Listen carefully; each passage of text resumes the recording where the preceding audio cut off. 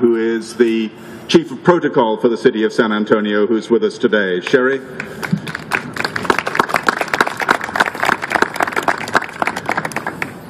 Thank you. Okay, make yourselves comfortable. This is the main speech, I'm afraid.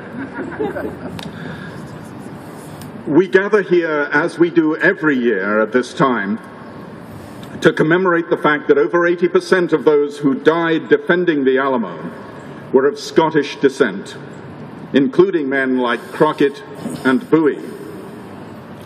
In Texas schools, our children hear a lot about how important the Mexican-American and Native American elements of our history are, even about the German influence, which was so prevalent 100 years ago. But the importance of Scottish Americans in the 1830s is perhaps the first great untold story of Texas history. General Sam Houston, for instance, was famously fond of good Scotch whiskey, but was also immensely proud of his Scottish ancestry, as were most of the early settlers given grants by Austin. Bowie sounds like one of those vaguely familiar but still rather strange names to us today. That is, now that we've lost the ability to recognize where names come from. To a Scot, Bowie, which in Gaelic is spelled B-U-I-D-H-E,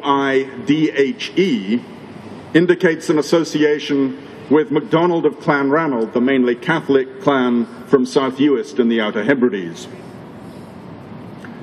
Carl Peterson has shown us in his wonderful book, Now's the Day and Now's the Hour, not only that Scots played an important part in early Texas history, but that many of the most famous Texan songs, like Streets of Laredo, were Scottish songs with new words put to them. And as late as the 1880s, it was Scottish masons who constructed the Texas Capitol building, while San Antonio itself was clearly named by Spanish settlers.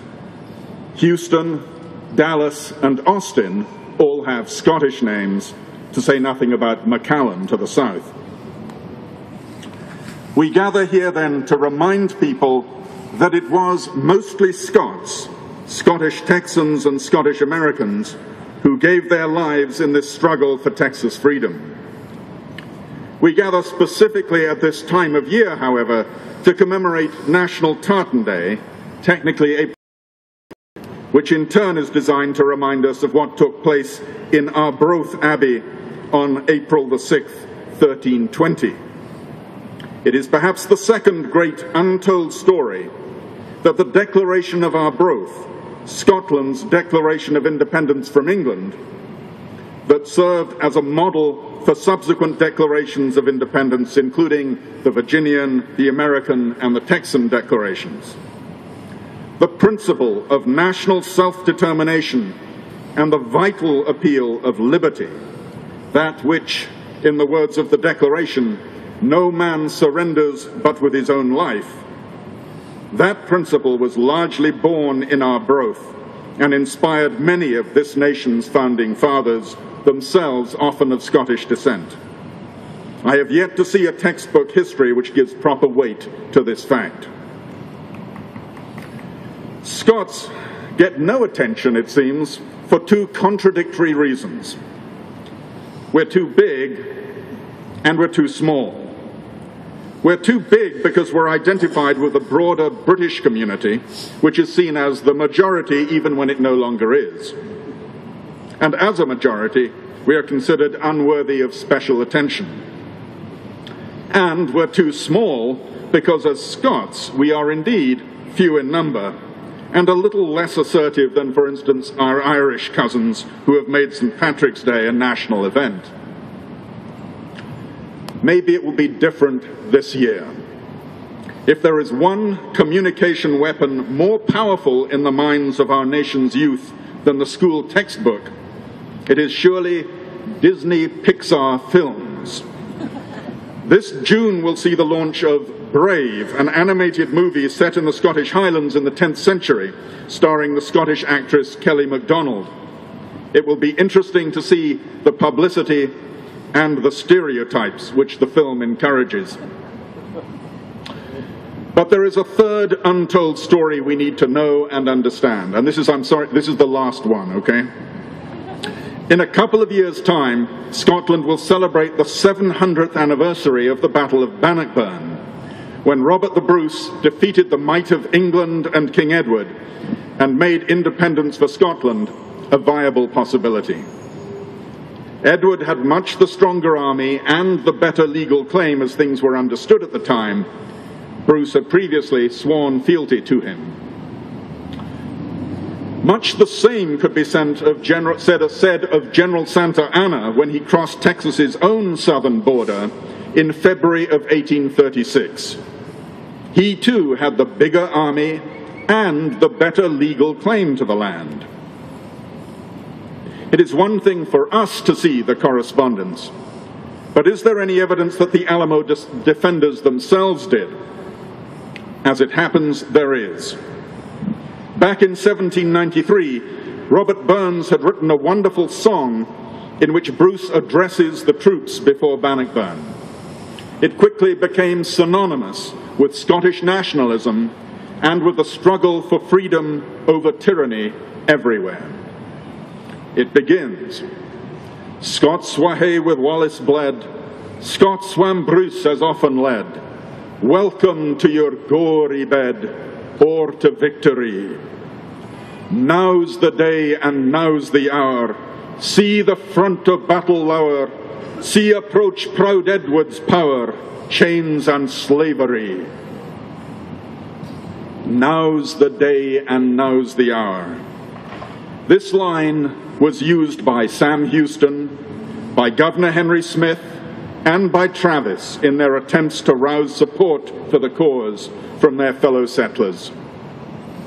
And when Albert Martin was sent with Travis's last letter to Gonzales, he himself added the postscript that the defenders were determined to do or die, quoting the famous last line of Burns's song. We know that the Scottish-born piper MacGregor played on the walls every night, and that Crockett played his fiddle as they sang. We can be certain, too, then, that this was the song most often on their lips.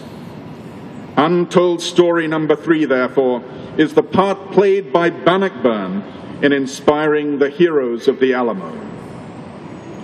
It is for this reason that we will be taking a party of Texans to Bannockburn itself in 2014 to lay a stone at the site of the battle.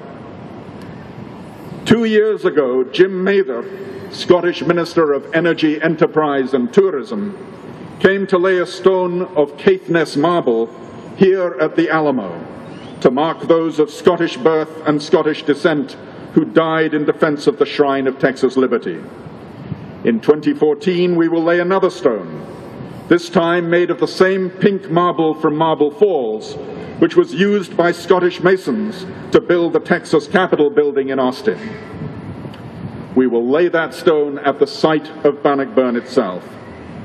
Senator Letitia Vanderpute is an enthusiastic supporter of this project. She has already secured the block of stone and is ready to introduce the appropriate resolution in the Texas Senate. 2014, of course, will be a momentous year for Scotland. The Ryder Cup and the Commonwealth Games will be held there.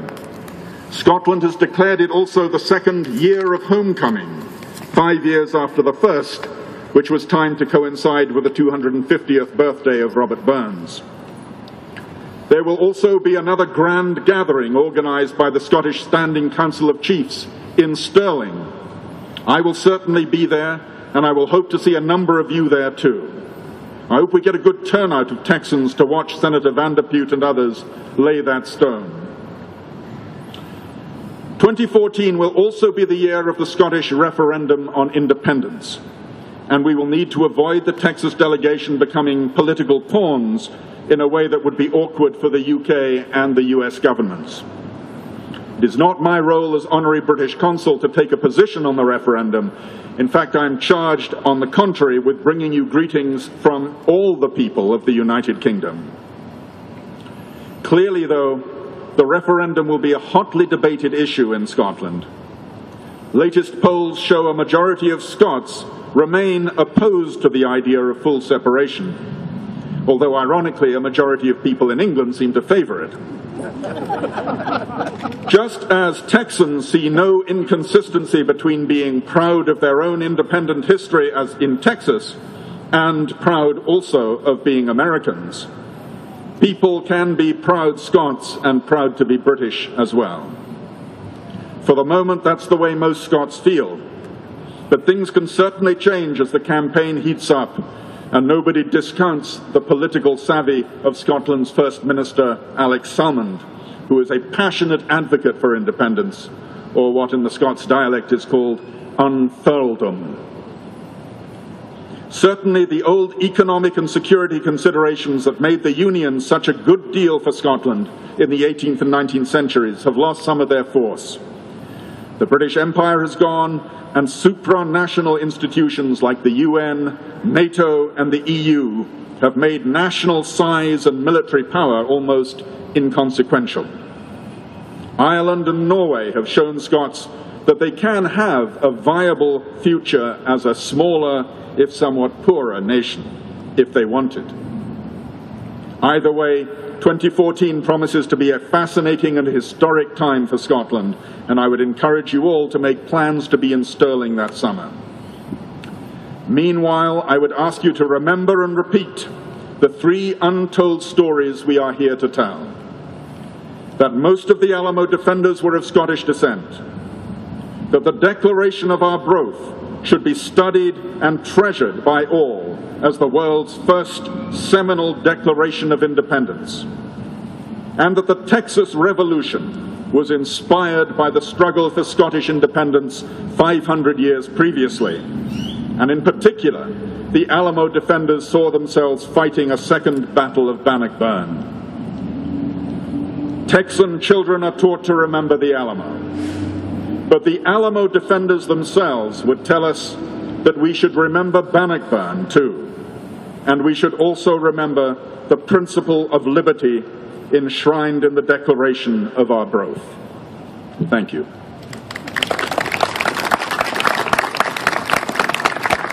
Thank you, Lord Dunrossil.